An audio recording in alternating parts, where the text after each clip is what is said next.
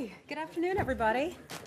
I'm not attempting to bribe you with chocolate, but I did bring you some of the chocolate so that we wouldn't eat all of them in our office. So please, have at it. Valentine's Day. Hope you all had a good Valentine's Day.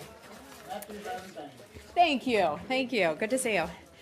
Okay, starting out with a few announcements first. And the other day, I was so proud of your interest in the Diplomacy Center here at the State Department, in particular the jazz display that we have out. I walked through there the other day at the Diplomacy Center and saw these wonderful pictures of these jazz musicians who had played in some very interesting places. Dizzy Gillespie, I saw a picture of him, I believe it was in Havana, so that was fantastic. Thanks for your questions about that to our expert, and I'd encourage you to head on over there and check that out. But as you know, our expert, our historian, was here to talk about Black History Month, African American History Month, and I have an announcement related to that.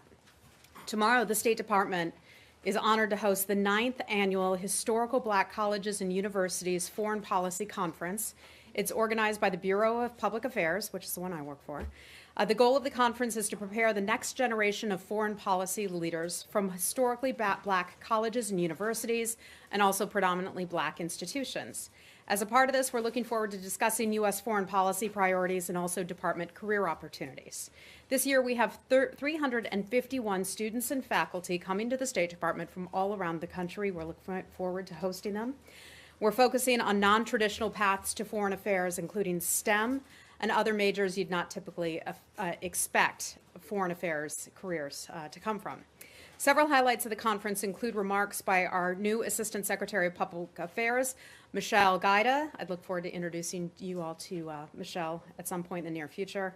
We have some panel discussions and also a keynote address from Ambassador Ruth Davis.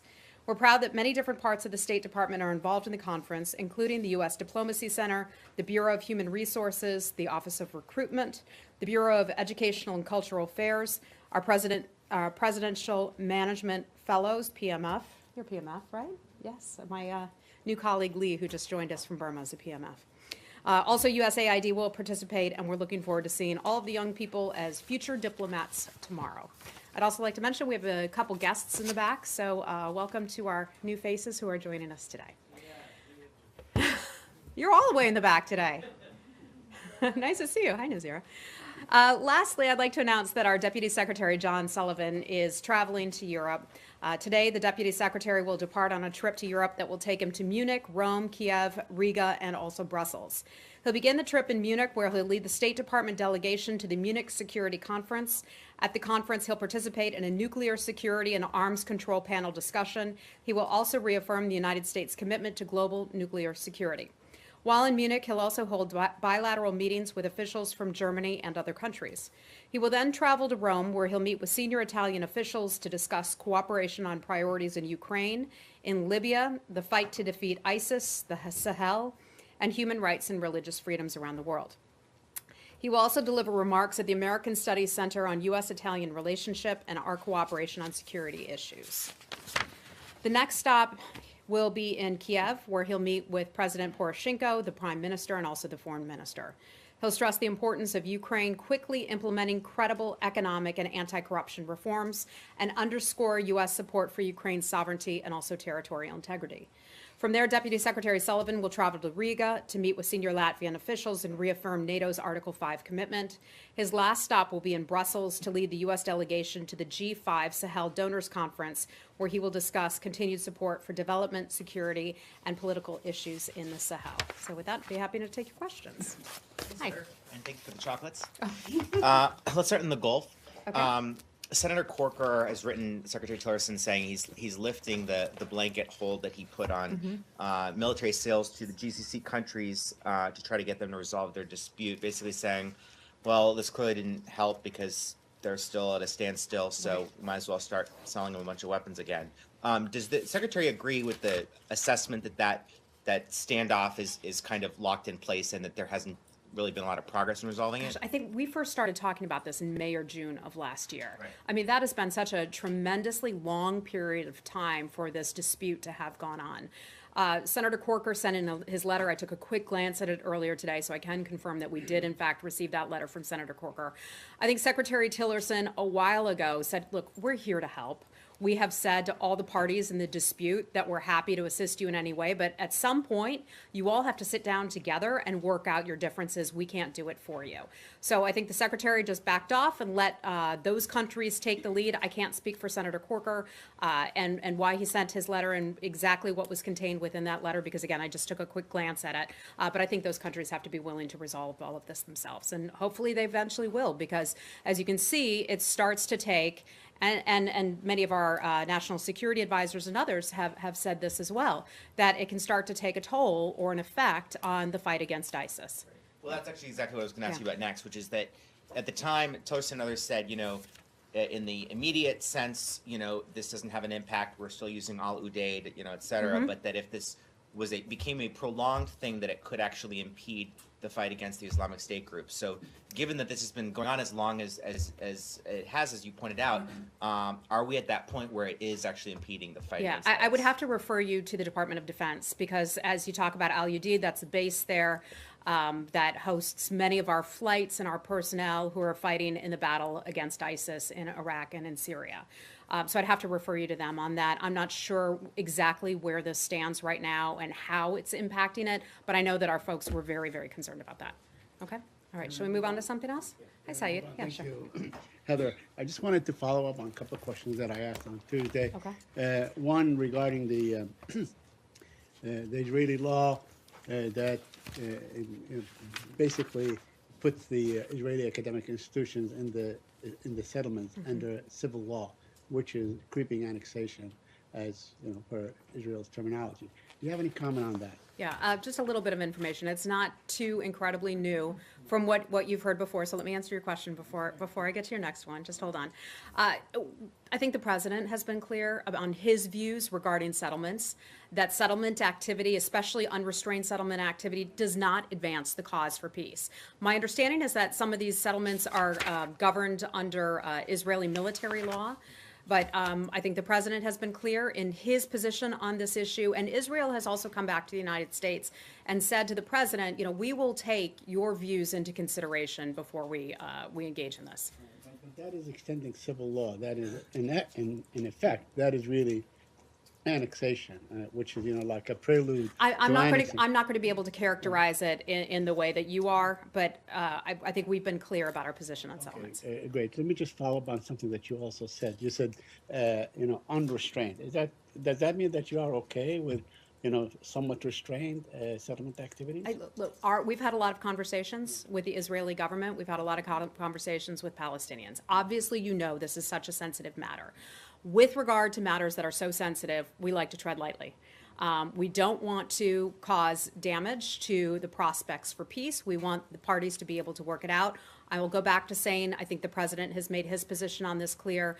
Jason Greenblatt, Jared Kushner have spent a lot of time in the region. Our folks have as well. I believe David Satterfield was just in Israel just last week talking about some of these issues. So let me just let the diplomats and the experts work those things out. There's two more, if you would indulge me. Okay. The first one is that the Palestinian Authority President, Mahmoud Abbas, is coming to the United Nations next Tuesday. Is there anything that you want him not to say or say before the international community? Because he's going to call on the international community to be involved, and not just the United States. I think, if anything, and I'm not going to speak for him, but I know that we want to sit down and have some talks about peace between the Israelis and Palestinians, recognizing that it will be difficult for both parties to come to some sort of consensus and agreement. And ultimately, whatever is agreed to has to be agreed to by both parties, because they have to be willing to work on it and concede. We would love to see him sit down and say, let's start some peace talks. That would be optimal. Are we going to get that? I don't know, but that's as far as I'm going to go on that. Yeah. I promise. Lastly, today, Congress placed Hamas, recommended that Hamas be condemned by the international body and so on, because it has used Palestinians as human shields. Now, to the best of my recollection, no Palestinian, no organization, no NGO has ever complained that Hamas was using Palestinians as human shields, except the Israeli army, which was attacking them basically to give cover to Saeed, attacking I'm afraid I civilians. don't have any Do you information. have any? I don't have any information on what you're referencing right now about this comment that was made by a member of Congress. So I'm not going to go there. Okay, anything else on that? Well, I just wanted to jump back to the first Yeah. question, actually. Josh was asking about Qatar. It reminded me of something. I've just checked it. Secretary Tillerson actually spoke about this at the launch of the Qatar-US dialogue 2 weeks ago. I think it's 2 weeks, 3 weeks ago. And he was in the presence of Secretary Mattis, and he said it. He said, as the Gulf dispute nears the 8-month mark, the United States remains as concerned today as we were at its outset. The dispute has had direct negative consequences economically and militarily for those involved, as well as the United States. And he said the united GCC would bolster our effectiveness countering terrorism and defeating ISIS. So he kind of answered Josh's question. This Well, he dispute did. does hurt the fight against Okay. ISIS. Unfortunately, I didn't have the Secretary's quote on that issue right in front of me. Dave, do you want to take Robert's job? We could use your note on it right now. No, love you, Robert. But Dave, thank you for clarifying that. So I think the Secretary spoke to that. There you go. All right, thanks. Lori, hi. Yes, I'd like to ask about Turkey since the secretary is there today. Yes. I don't suppose, Let me add on that issue, the Secretary and President Erdogan just finished up their meeting a short while ago. I don't have the details about that meeting. That was a one-on-one meeting. Last I had heard as they were going into it. So we're working on getting all of you a readout, and I'll get you details on that just as soon as I can. Robert may have a few while we're out here talking. And he'll alert me if we have anything. I'd like to ask about a piece that Aykan Erdemir, a former Turkish parliamentarian, had yesterday in The Hill. And he said you need more leverage, more sticks in your dealings with Ankara, and suggested that you consider a range of sanctions if you can't reach some agreement now.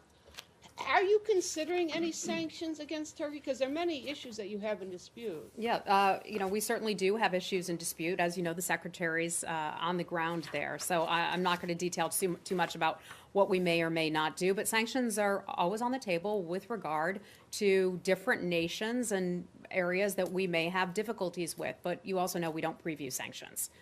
Okay, and if I could ask a second question. Is Turkey threatening to deny the U.S. access to any bases such as Incirlik? Not that I am aware of. I mean, we are operating there. Turkey is a part of the de-ISIS coalition.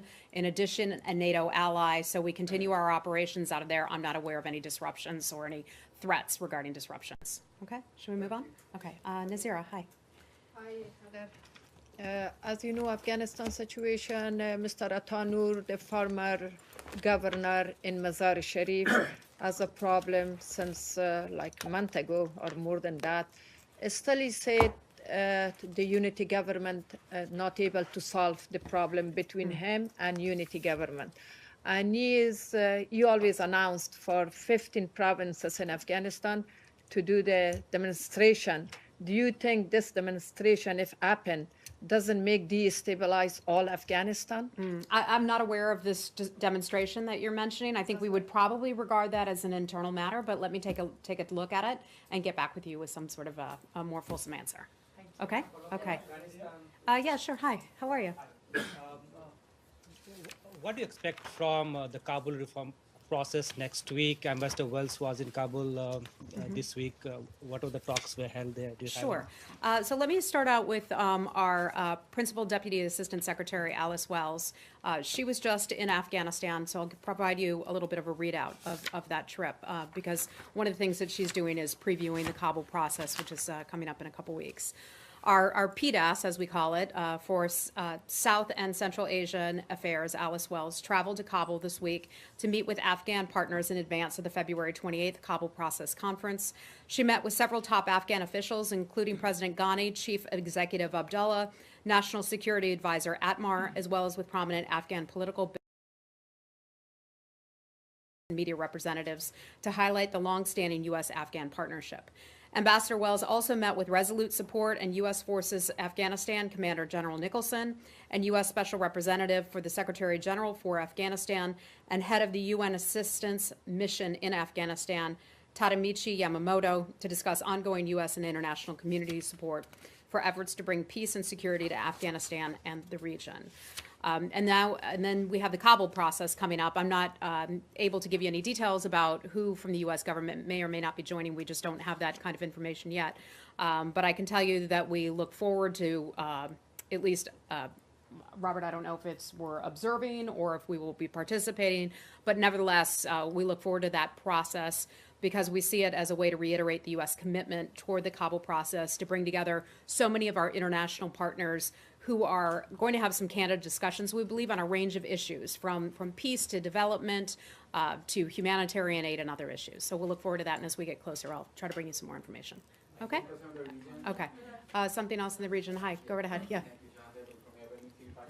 For the last couple of days, there is a news in the town that United States has put forward a motion to place Pakistan on a global terrorist financing watch list with an anti-money laundering monitoring group, the FATF. Is that true? So what you're talking about is it's called the FATF. There's a plenary session that's planned for that. This is basically the international community has this sort of long-standing concern when it comes to the government of Pakistan about what we consider to be deficiencies in the implementation of anti-money laundering, counterterrorism, and other types of issues similar to that. What this group does is it promotes better measures to crack down on counterterrorism or to work against terrorism and also money laundering as well. Some of those deliberations, I can't confirm what took place because those are considered to be private. Pakistan introduced a new bill, kind of an ordinance, that all individuals or organizations designated as a terrorist by the United Nations will be considered as a terrorist in Pakistan too, and Pakistan are going to take stern actions against them. So it looks that Pakistan now start implementing on the U.S. strategy for South Asia. Okay. Do you have any comment on that? I don't have any information on that. I'll see if some of our experts from our SCA Bureau can get you more on that, okay? All right, let's move on. Hi, Cindy, how are you? Sorry, going back to Turkey, if I may. Okay. The Turkish foreign minister has said that relations with the U.S. are at a critical point and has called for specific steps to restore trust. Would you characterize it that way? You know, I don't want to characterize it one way or another because for a few reasons. One, the secretary's on the ground there. The secretary is doing what he does best, and that's diplomacy. Talking with other countries, talking with his counterparts. And so we have a productive series of meetings going on in Turkey. We have other individuals who are involved as well. Secretary Mattis, for example, is meeting with some of his Turkish counterparts, I believe yesterday and also today, but taking place elsewhere. Certainly we have a lot of work on. I mean, there's no doubt about that. There are certainly some tensions there, but we have a lot of areas where we can agree to work together. You know, an example of that would be we have bases in Turkey. That is an issue or a matter that continues, obviously, to this day, as we were talking about a few minutes ago. They're a member of the de-ISIS coalition, and so that's important, but I'm not going to get ahead of some of the secretary's meetings. Okay? Okay. All right. Does the U.S. see eye to eye with Turkey on Syria? There's a what? Does the United States see eye to eye with Turkey on what they are doing in Syria? Well, we have said to Turkey, and we've talked about this a lot here, so I don't want to go over, an old road once again, but we're encouraging everyone to stick to the fight against ISIS. We understand Turkey's legitimate security concerns. Of course, we do. And the Secretary has been very clear about that, as has Secretary Mattis. We understand those security views. We value our NATO ally and respect those views about security. But let's keep the eye on the ball, and that is ISIS. Hey, Abby. I know that you probably don't have this necessarily yet, because you don't have a readout from the meeting, but was one of the subjects the Secretary intended to talk about with President Erdogan the purchase of Russian weapon systems, which were going against the CATSA legislation? Right. So you're talking about the proposed purchase of S-400s. I don't think that has been signed at this point. I don't know exactly what the status is of that, or if that would actually be a violation of CATSA, because it's not happened yet. I can look into it and see if I can get something more. But we have long said to Turkey that, one, any kind of weapons purchases under NATO agreements have to be interoperable. My recollection is that S-400s are not considered to be interoperable, basically meaning that other nations would be in NATO would be able to work with that kind of equipment. My understanding is that they would not be operable. But in terms of CATSA and all that, we'll look into that. I have one follow-up Sure. on ahead. the CATSA legislation. Yeah. I know that January 29th was the first day that you were able to implement or enforce any of the sanctions that came forward. Have from you the been CATSA. gone since January 29th? And So we're going back a ways. All right. Go so right ahead. I just wondered if, since that day, there had been any movement towards enforcing some of those sanctions against people who were still in violation and engaging with the Russian military or intelligence entities from the late October So list. let me step back to that first date, which was January the 29th. And the State Department piece of that was that was the first day that we could begin to impose sanctions that would meet a certain threshold. It wasn't just a financial threshold.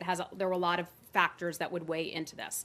So we didn't have that. We didn't have sanctionable activities on that first day. That was just the start date for which we could begin sanctioning companies and entities.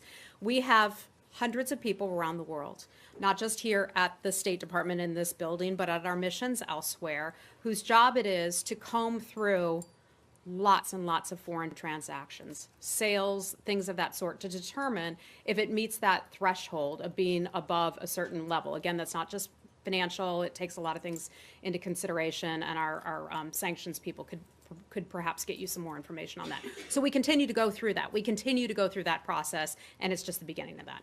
Okay? Can you see though,